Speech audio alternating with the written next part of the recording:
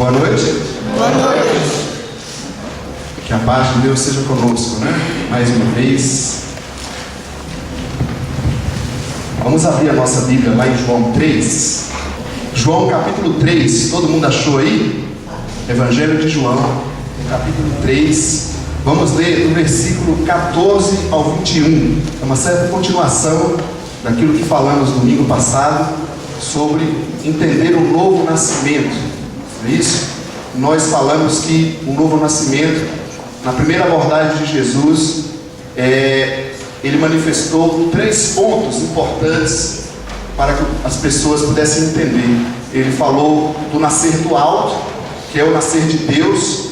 Ele falou sobre o nascer da água, que significa o arrependimento. E falou do nascer do Espírito, que seria nascer pela fé. Sem essas bases, um novo nascimento não acontece. Isso foi Jesus que falou. Aí parece, na continuação do texto, né, porque a Bíblia é um texto só, que Nicodemos não tinha entendido bem. Então Jesus resolveu dar continuidade ao assunto. E é o que nós iremos fazer hoje, ou pelo menos tentar. Se a semana passada nós chamamos de entendendo o novo nascimento, hoje nós vamos chamar de explicando o novo nascimento. Algumas explicações a mais que Jesus deu para Nicodemos, que foi a pessoa que perguntou ele naquela noite, e nós esperamos que ele fale também conosco naturalmente. Não é isso? Vamos ler lá então, capítulo 3, do versículo 14 até o 21. Olha na sua Bíblia, por favor. Diz assim: da mesma forma como Moisés levantou a serpente no deserto, assim também é necessário que o Filho do Homem seja levantado, para que todo o que nele crer tenha a vida eterna. Porque Deus tanto amou o mundo que deu o seu Filho unigênito, ou único, para que todo o que nele crer não pereça, não morra, mas tenha a vida eterna. Pois Deus enviou o seu Filho ao mundo, não para condenar o mundo, mas para que este fosse salvo por meio dele. Quem nele crê não é condenado, mas quem não crê já está condenado, por não crer no nome do Filho unigênito de Deus. Este é o julgamento. A luz veio ao mundo, mas os homens amaram as trevas e não a luz, porque as suas obras eram más. Quem pratica o mal odeia a luz e não se aproxima da luz, temendo que as suas obras sejam manifestas.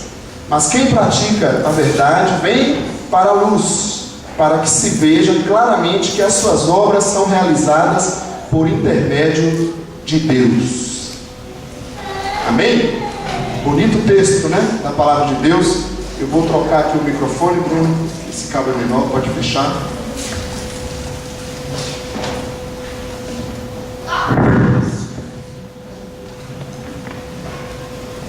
Então, queridos, vamos tentar entender um pouco mais sobre o novo nascimento. Isso? Se eu deixar aqui, né? Acho que é melhor voltar ali, tá ruim. Vou ficar preso nesse cabelo. Eu pensei comigo nos fatores que Jesus explicou a mais para Nicodemos sobre o novo nascimento. E nós vamos tentar assim entender um pouco mais sobre o nascer de novo, o nascer de Deus, que é o nosso tema nesse mês. Então, para a gente tentar alinhar o nosso pensamento, vamos pensar dessa forma, tentar enxergar no texto quais são os fatores que Jesus apontou para Nicodemos agora, a partir do versículo 14, sobre o novo nascimento. Quais fatores, quando você leu esse texto, você encontrou que Jesus está querendo apontar para um verdadeiro nascer de novo? Então, o primeiro deles, no versículo 14, já começa interessante para nós, que ele começa a fazer uma citação de um texto do Antigo Testamento que Nicodemos conhecia muito bem. Eu e você, quem sabe não. Mas como Jesus vinha falando com Nicodemos, nascer da água, do Espírito, eu imagino a cara de surpresa de Nicodemos. O que Jesus está querendo dizer com essas coisas? Como assim nascer da água? Então Jesus remeteu a Nicodemos uma história antiga que ele conhecia, no Antigo Testamento, lá em Números capítulo 21, versículo 3 ao 14, que a gente vai dar uma lida inclusive. Por que Jesus volta nessa história? O que Jesus está querendo mostrar com isso? Volta lá na sua Bíblia, lá no início da Bíblia, no livro de Números. É importante a gente ler essa história. Números, se tem alguém aí, ajude a ler, a abrir a Bíblia.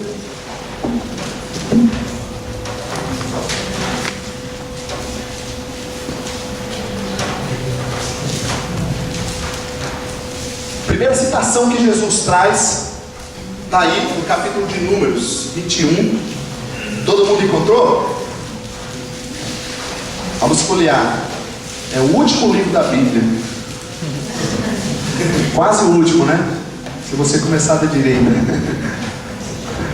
Todo mundo achou aí, sim ou não? Vamos ler então. Vamos ler do versículo 3 em diante, tá? Diz assim: o Senhor ouviu o pedido de Israel e lhes entregou os cananeus. Israel os destruiu completamente, a eles e as suas cidades, de modo que o lugar foi chamado Hormá. Partiram eles do monte Or, pelo caminho do Mar Vermelho, para contornarem a terra de Edom. Mas o povo ficou impaciente no caminho e falou contra Deus e contra Moisés, dizendo: por que vocês nos tiraram do Egito? Está se referindo à libertação do Egito, da escravidão, tá? Aqui agora.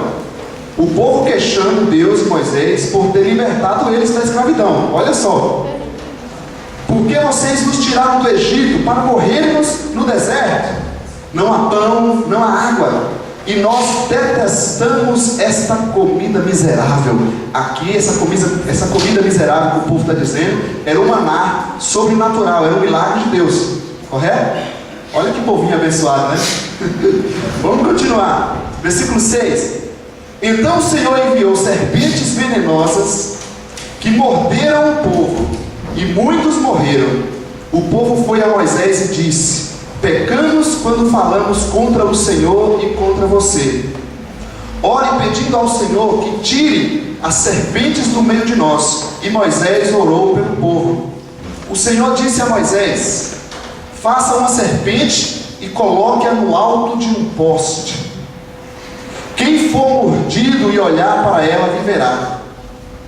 Moisés fez então uma serpente de bronze e a colocou num poste. Quando alguém era mordido por uma serpente e olhava para a serpente de bronze, permanecia vivo. Ok? Agora você pode concentrar lá no texto de João 3. Em primeiro lugar, a gente fica meio em parafuso. Por que Deus mandou construir uma serpente de bronze se ele tinha falado para o povo não fazer imagem nenhuma, não é isso? É a primeira pergunta, eu acredito, que veio na cabeça dos intelectuais aí, né? Já ficam questionando. A gente precisa entender, em primeiro lugar, os símbolos que isso traz. Alguns dizem que a serpente era um símbolo de sabedoria. Vocês se lembram quando a serpente, o Satanás foi enganar Adão e Eva? Ele foi em que figura? Na figura da serpente. Então, na cultura do Antigo Testamento, na cultura antiga, a serpente era um dos animais mais sábios. Outros, e é o ponto que eu quero aqui mais trabalhar, que eu acredito, a serpente é o próprio símbolo do pecado deles. E o próprio pecado deles é levantado, e eles tinham que olhar para aquilo e ser curado. Deixando de lado o porquê de Deus mandar fazer uma serpente de bronze, pensemos no significado, na importância daqueles que eram feridos, mordidos, devido ao seu pecado, e eles poderiam agora ter a oportunidade de olhar para a própria imagem do seu pecado e serem curados. O texto de João 3 que nós lemos diz: assim como Moisés, da mesma forma como Moisés levantou a serpente no deserto, assim também é necessário que Jesus, o Filho do Homem, seja levantado. Isso aqui tem muita importância para nós. Eu queria chamar então o primeiro fator para o novo nascimento de a necessidade de Cristo. Sem Jesus, nessa história, não existe novo nascimento.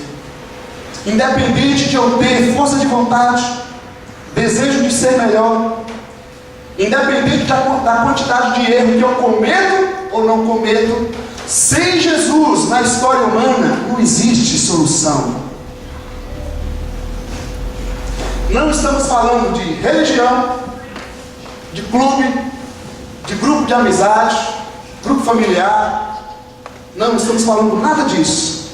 Nós estamos falando que sem o Filho do Homem, Jesus Cristo, sem Ele tomar o nosso lugar, sem Ele ser levantado ou glorificado, não existe possibilidade alguma de nós sermos restaurados, curados da nossa enfermidade, do nosso pecado eterno.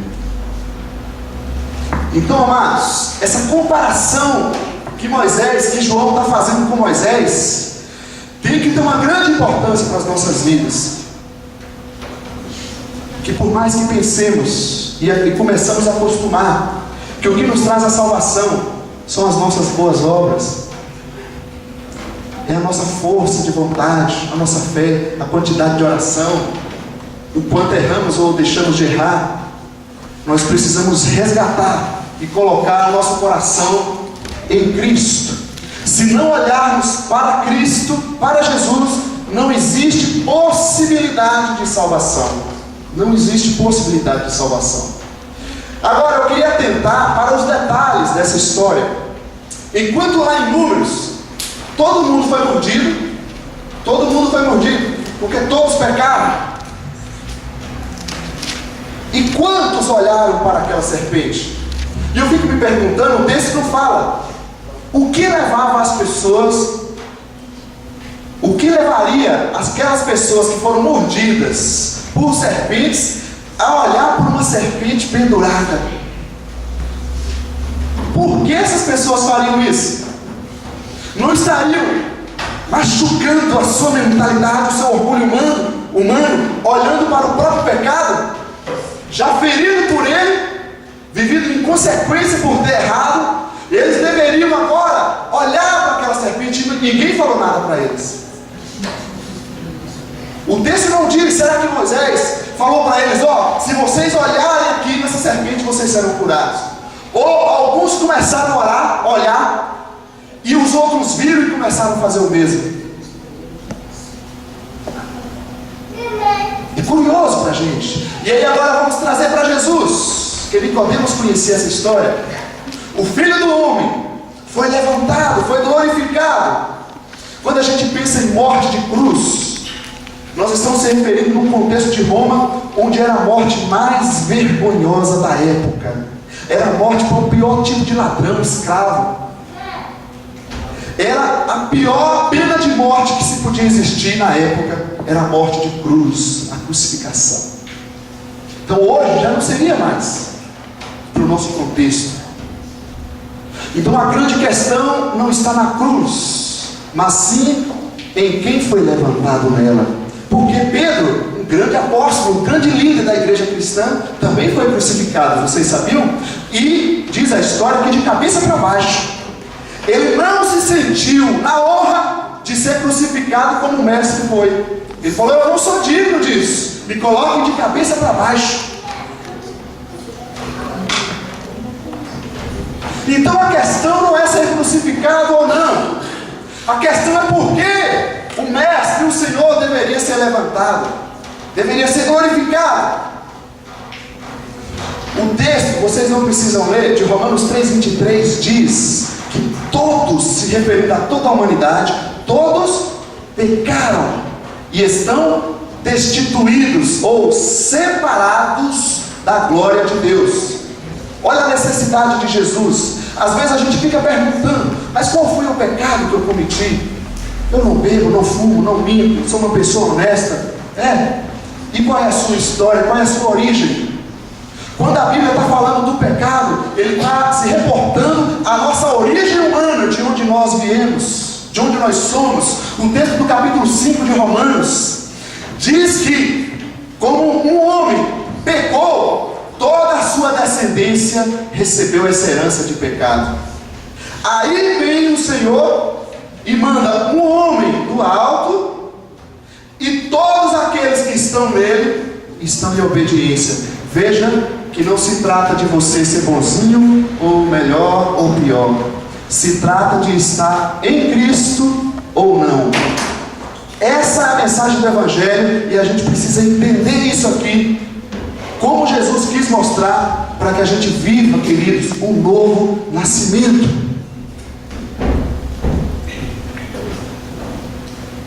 Eu vou perguntar mais uma coisa para vocês. Se era para levantar alguém, por que não pegou algum dos homens na terra? Não é? Não seria mais fácil? Será que não teria ninguém na terra que Deus pudesse usar, assim como usou Maria para descer Jesus? Não poderia, sabia? Por que Deus não poderia usar ninguém? Porque todos pecaram. Não há um justo sequer. Por mais que você pense, diz assim, mas eu sou uma pessoa muito honesta. Quando Deus olha para a história humana, para a humanidade, Ele está olhando e vê que todos estão debaixo de um pecado. No Salmo 51, Davi diz: eu já fui concebido em pecado. Olha só, ele já nasceu em pecado. Mas a Bíblia não diz que a criança, o reino do céu é das crianças? É isso mesmo, mas ela já nasce debaixo de uma herança, e uma herança de pecado. Essa é a nossa história humana. Nós já nascemos debaixo de uma herança que os nossos pais, os nossos antepassados nos deixaram. E aí a gente pensa, o mais justo aqui no nosso meio pode dizer, mas eu não estou praticando a mesma coisa de Adão. Será que não? Será que nós não cometemos um erro sequer?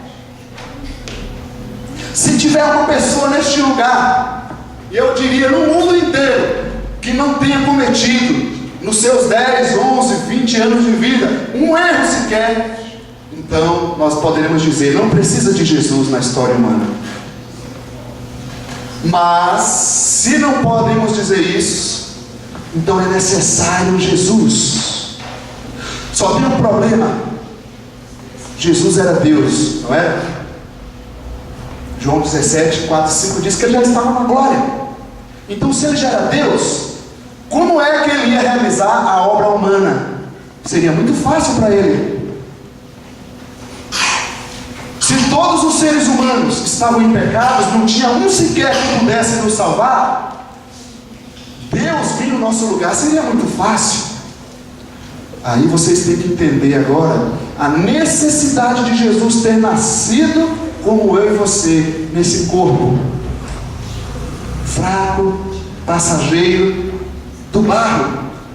Por isso que Jesus teve que nascer como criança, e de um nascimento virginal, não de um nascimento de homem e mulher, para não já trazer a herança de pecado que todos nós trazemos. Ele não nasceu de homens, por mais que foi usado a barriga, o corpo de uma mulher que não era santa, porque nenhum homem na terra é santo sem Deus. Jesus foi nascido de Deus, foi sobrenatural, foi um ato sobrenatural de Deus. Nesse ato sobrenatural de Deus, Ele providenciou para nós a salvação. Veja bem, queridos, se não está aparecendo o primeiro ponto de domingo passado, nascer do alto. Jesus nasceu do alto. Quem nasce em Jesus tem que nascer do alto. Essa é a necessidade de Jesus. Se Jesus não tivesse morrido por nós, não teríamos nenhuma oportunidade de salvação. Amém? Você continua acordado aí ainda ou não? É pesado, mas é importante a gente pensar, porque a fé bíblica não é uma fé que não pensa, é uma fé pensante. A gente precisa entender. Toda criança, esse mês teremos batismo, não é isso? Toda criança, quando nasce, ela é pura e está nas mãos de Deus. Mas ao crescer, e somente ao crescer, ao ter o próprio entendimento, ela deve decidir o que ela quer da vida: seguir a Deus ou não, servir Jesus ou não. Agora, um outro fator para o novo nascimento. Eu quero que você olhe, e eu vou pular aqui um versículo. Vamos no versículo 15. Dê uma olhada no versículo 15, o que fala na sua Bíblia.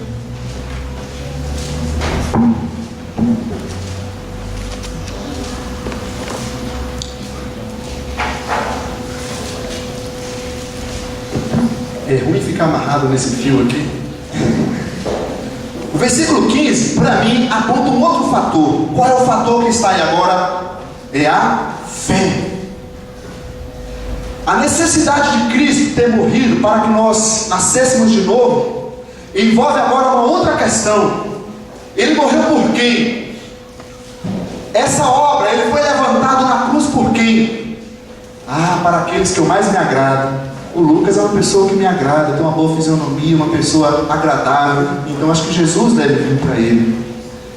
Você já viu aquelas coisas quando a gente pensa assim: nossa, mas esse cara aqui, ele era um assassino, agora está querendo ir para a igreja. Olha, sem vergonha, matou, agora está dizendo que vai arrepender. Já viu essa história? Ou aquela outra questão assim: esse aqui aprontou, agora está indo para a igreja. Eu duvido se não está querendo arrumar namorada na igreja. Queridos, tomemos cuidado com o raciocínio nosso. O raciocínio de Deus é o seguinte: é para todo que crê, que tem fé. E a fé, por mais que pareça simples, não é simples. Não é simples.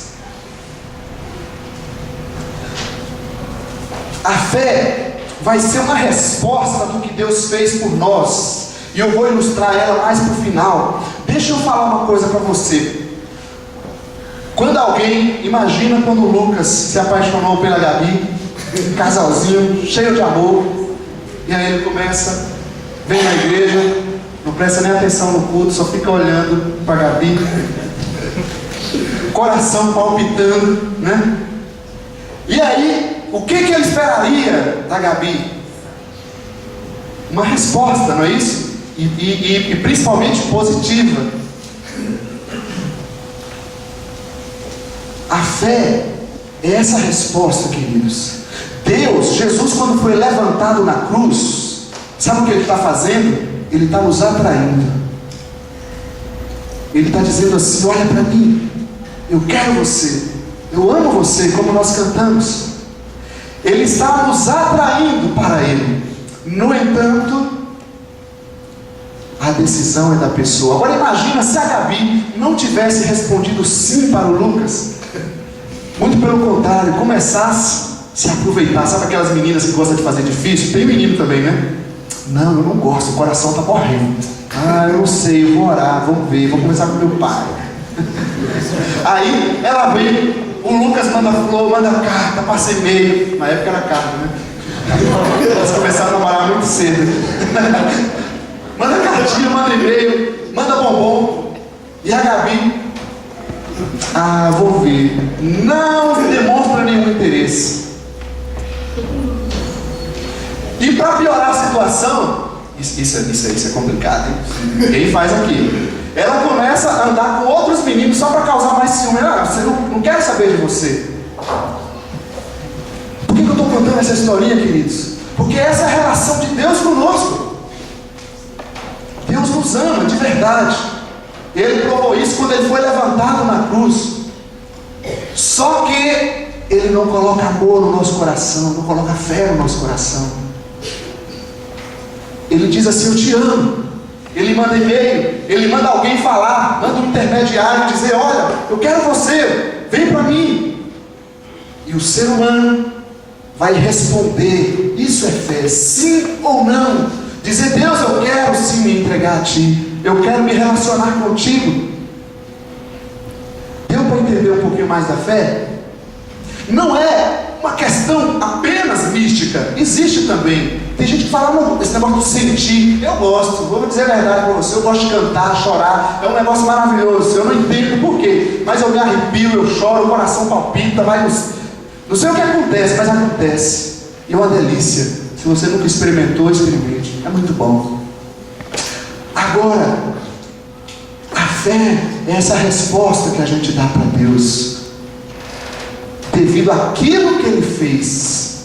Mais alguns detalhes. Próximo fator. Se o primeiro fator é a necessidade de Cristo, no versículo 14, o segundo fator é a fé, no versículo 15, o terceiro fator, Amém, Senhor. Está chegando, está voltando. O terceiro fator está no versículo 17 a 21. Eu vou pular a ordem, só por questões didáticas, que eu acredito que a gente vai entender melhor esse texto. O versículo 17 diz assim, ó: pois Deus enviou o seu Filho ao mundo para condenar o mundo. Não é isso? E por que as pessoas ficam falando isso? Deus vai mandar você para o inferno. Não é isso? Você está indo para o inferno. A mensagem não está dizendo isso. Não encontro isso, dizendo que Deus vai mandar a gente para o inferno. Se você continuar nessa vida, o texto está me dizendo que Deus enviou o seu Filho ao mundo, não para condenar o mundo, mas para que este fosse salvo. Terceiro fator que eu quero deixar para nós sobre o novo nascimento. E se nós já nascemos de novo, a gente precisa entender isso muito bem, é a salvação. A palavrinha salvação. Em primeiro lugar, salvo do quê? Da condenação. Qual condenação? A condenação do pecado. Lembra lá da serpente de bronze? Lembra da serpente de bronze, que todos pecaram e foram mordidos por ela? Lembra de Romanos 3,23, que diz que todos os seres humanos estão em pecado, já nasceram em pecado. Por mais que você tenha nascido numa família que te educou com um excelente padrão moral, tem às vezes a gente diz assim: nossa, essa pessoa é tão boa, tão justa, só falta ser cristão. Na verdade, queridos, olha, é o mais difícil. É o mais difícil. A salvação da condenação. No final nós vamos fazer uma ilustração aqui. Terceiro fator, para quem nasceu de novo, ele precisa entender que ele foi salvo de uma condenação. Se eu e você ainda não entendemos isso, esse privilégio de Deus sobre a nossa vida, nós ainda não entendemos o novo nascimento. Ainda não entendemos o novo nascimento. Jesus morreu para nos dar salvação, para nos tirar da condenação que nós arrumamos para nós. Esse é o interesse dele. E o texto diz, agora sim, sobre a condenação. Por que as pessoas são condenadas? Dá uma olhada no texto bíblico, versículo 18. Quem nele crê não é condenado, mas quem não crê já está condenado. Por que a pessoa que não crê já está condenada? Pensa comigo. Você tem um grupo de pessoas que estão na condenação, estão todos mordidos pela serpente, e não quer responder o mestre que está levantado na cruz. Não quer olhar para ele. É isso que o texto está dizendo. Não é assim: se você não crê em Deus, então você vai ser condenado. Não, já está condenado. Já está condenado. Fora de Jesus, eu gosto às vezes de usar uma ilustração da cobertura.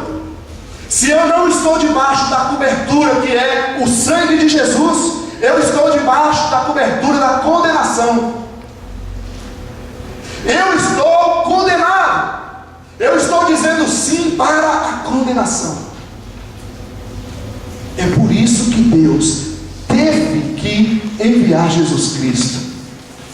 Isso não é uma historinha para a gente chegar no Natal e ficar cantando.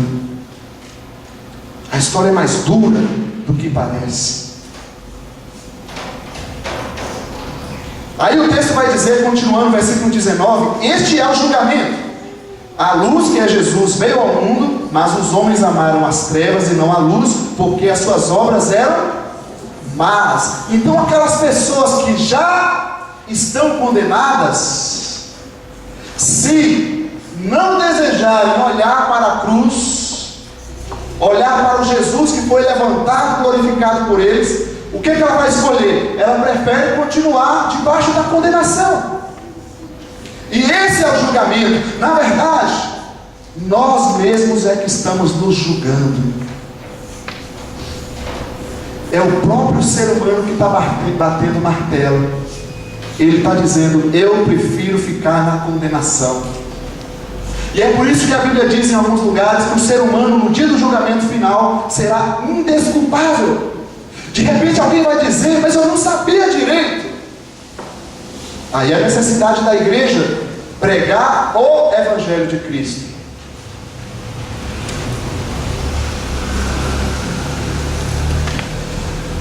Mais um fator. Qual foi o primeiro fator? A necessidade de Cristo. O segundo, fé. A fé. O terceiro, a salvação. O quarto fator, eu quero que você volte aí no versículo 15 e 16. Na verdade, mais no versículo 15. Diz que para que todo o que nele crê, nós já falamos disso, tenha a vida eterna. E isso é motivo de zombaria para nós muitas vezes. A gente pensa assim: nós estamos aqui vivendo com necessidades no dia a dia. Por que eu e você vamos parar a nossa correria para pensar na vida eterna ou vindoura? A palavra grega traz mais essa ideia, inclusive. Eu tenho que pensar agora, não é isso? Eu tenho que pensar amanhã, segunda-feira, meu chefe buzinando no meu ouvido, naquele amigo do trabalho que está me incomodando. Só tem um detalhe: a gente tem uma ideia de que vida eterna é coisa que vai acontecer lá na frente, mais ou menos assim. Eu vou viver do jeito que eu quero, e quando chegar a hora dela, aí eu vou tomar uma decisão. Eu vou dar alguns exemplos para ver se você entende. Vamos pegar aqui o Fábio Nakai. Assustou, né? Pega o Fábio Nakai, um jovem trabalhador, iniciou a carreira cedo, já começou a trabalhar desde cedo. Só que ele nunca se preocupou com a tal da aposentadoria. Aí os pais falavam: olha, meu filho, recolhe, guarda um dinheiro, faz uma aposentadoria. E ele: não, pra quê? Quando eu ficar velho, eu penso nisso, pai. Então ele foi trabalhando, se dedicando, cresceu profissionalmente, ganhava muito, mas nunca se importou em aposentar. Aí a idade vem, não é isso? Como todos nós, a idade chega, necessitou da aposentadoria, e ele nunca tinha recolhido nada. O tio do assistente social conhece muito bem isso. Na nossa lei brasileira, ele conseguiria aposentar, tio?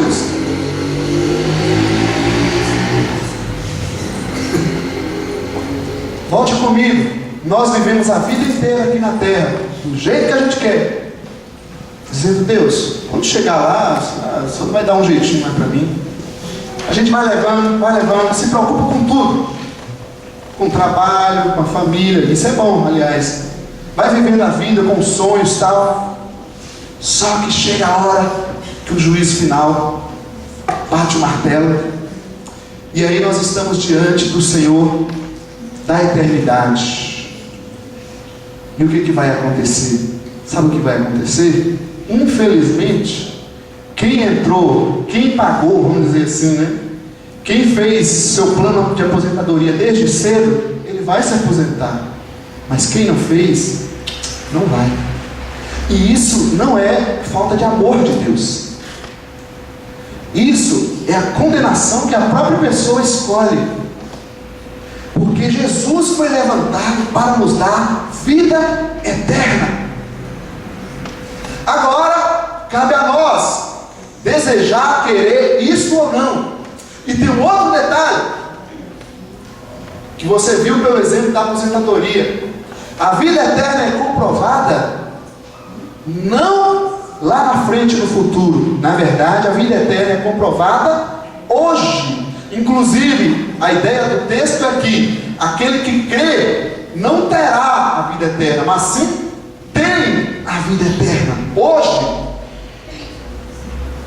Então, como é que eu e você, nascidos de novo, temos a vida eterna e não estamos ou não vivemos da forma de alguém que tem a vida eterna? Estou sendo claro, queridos? O nosso presente mostra, revela se nós de fato estamos garantidos na vida eterna, na vida futura. Todas as nossas atitudes presentes, todo o nosso viver presente, do aqui e agora, estão mostrando e comprovando se nós estamos ou não garantidos para a hora de chegar diante do juízo final. Saiba o seguinte: Jesus já fez a parte dele.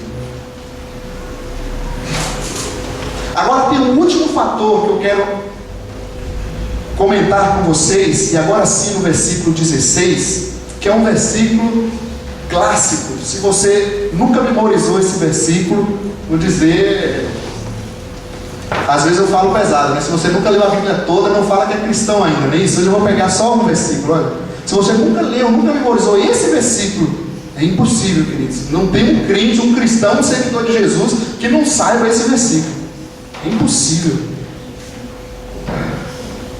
Deus amou o mundo tanto. O quinto fator, e eu mudei a ordem aqui, mesmo depois de ter elaborado, é o amor de Deus.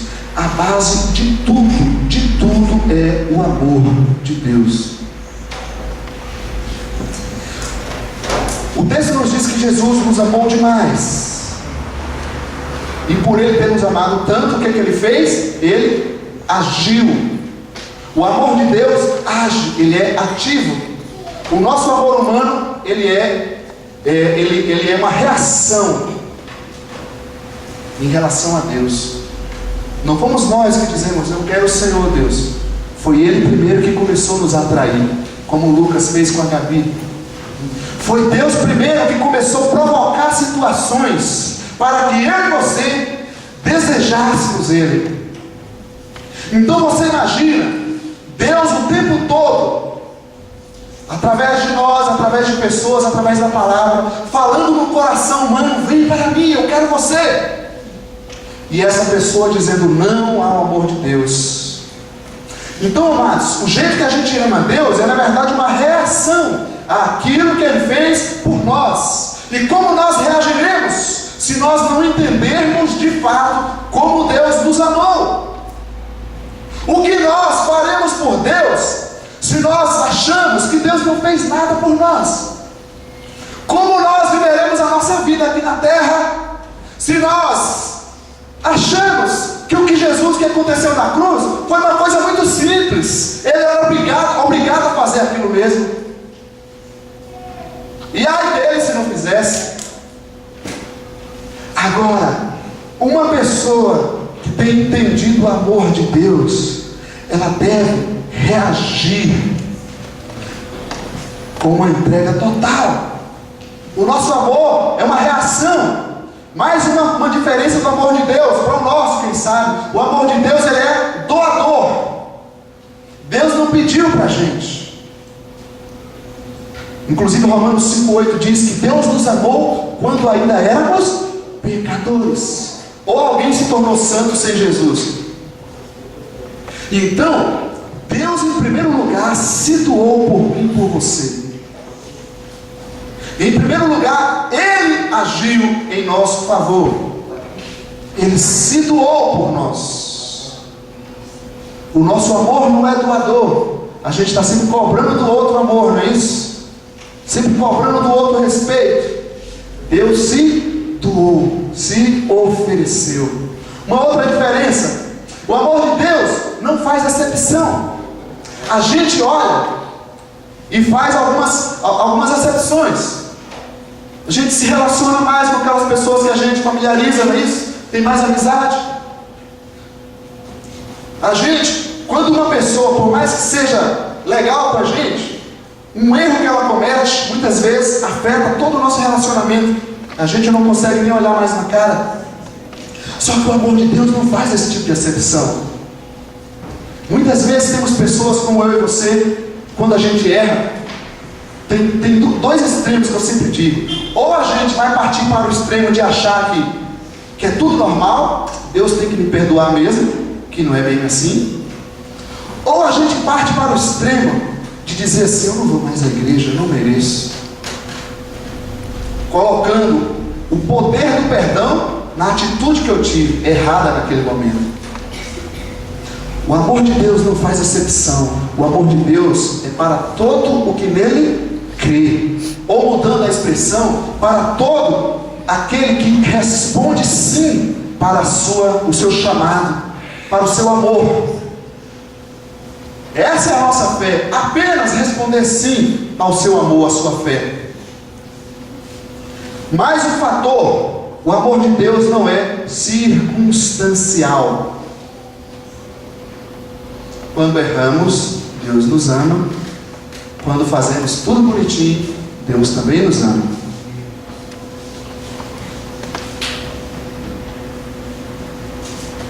Quando estamos bem, o Senhor está nos amando.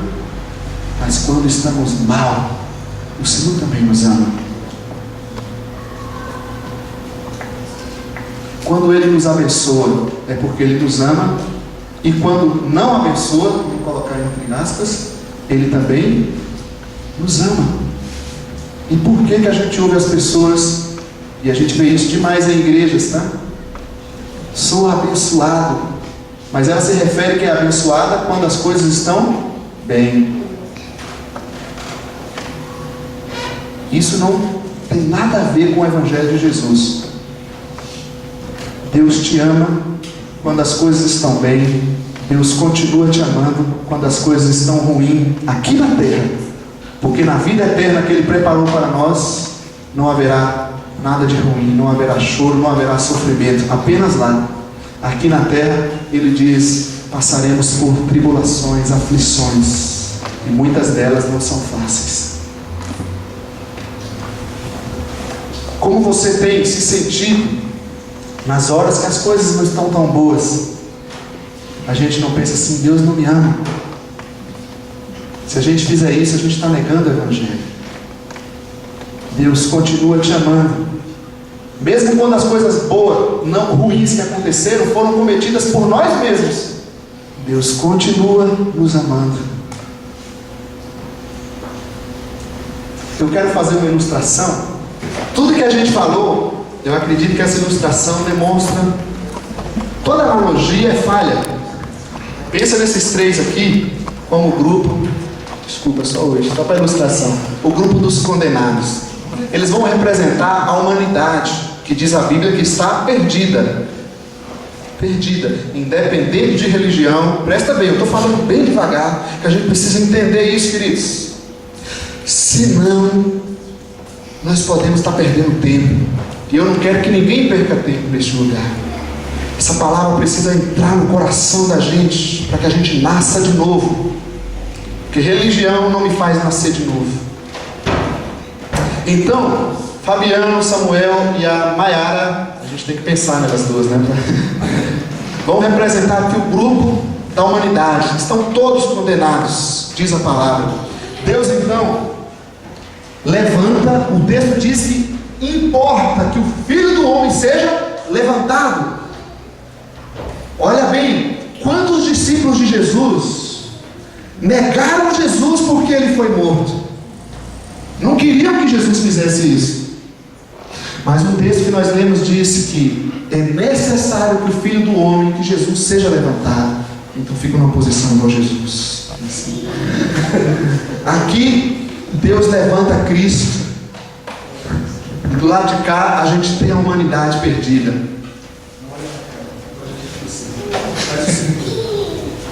Essa humanidade que está perdida, a cruz. Na verdade, quando a gente fala da cruz, a gente está falando naquela pessoa que estava nela, não é isso? A gente tem que tomar cuidado disso. Não adianta você ter uma cruz no pescoço que não vai te trazer nada. Nós estamos falando do Senhor que estava nela. Então Jesus está aqui. E 2 Coríntios 5,14 diz assim: que o amor de Deus, ainda falando do amor de Deus, o amor de Deus nos constrange. Esse texto para mim é fantástico. E a ideia do texto é mais ou menos assim: é como um imã que está nos atraindo, que está tocando na gente. Essas pessoas aqui, por mais que estão perdidas, estão sendo tocadas profundamente por Deus no coração. Mas o texto diz que somente aqueles que creem. Veja bem, não é Deus que está decidindo, Ele está tocando neles todos. Ele está atraindo eles todos. Agora, apenas aqueles que resolverem ceder, parar de dizer não ao que Cristo está fazendo no coração deles. Você imagina alguém o tempo todo pegando em você, dizendo, ligando para você, mandando carta: vem para mim, eu te amo, eu quero viver com você. E essas pessoas preferirem continuar onde estão. Então diz a palavra de Deus que quando uma dessas pessoas aqui olharem para Cristo, não é isso? Olharem para a serpente, a Maiara vai fazer esse papel bom. Então quando ela resolve tirar o orgulho do coração, a religiosidade do coração, e olhar para Jesus, algo de extraordinário acontece. Isso é fé. É ceder, é dizer sim à atração de Jesus, ao amor de Jesus, que como um imã está atraindo a pessoa. Então ela sai, pode vir, não foi combinado, mas está funcionando assim mesmo. Ela sai do lugar de condenação. E os outros? Isso é o mais puro e o mais simples evangelho de Jesus Cristo. E não é para as pessoas de fora, é para nós que estamos aqui. E essa é a pergunta para mim e para você. Se nós já nascemos de novo em Jesus, e se nós já nascemos de novo, a gente tem que se importar com aqueles que estão dizendo não ao amor de Deus. A gente tem que se importar com eles. Amém, gente?